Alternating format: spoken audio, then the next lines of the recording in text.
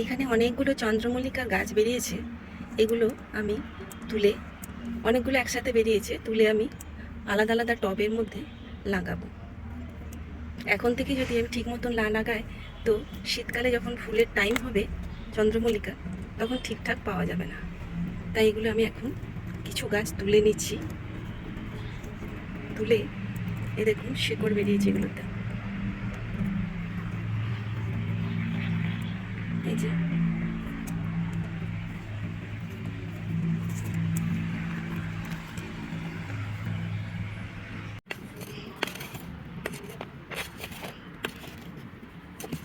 এই টবটার মধ্যে আপাতত আমি লাগাচ্ছি, পরে আরও আমি কয়েকটা টব রেডি করে ওই গাছগুলো লাগিয়ে দেব।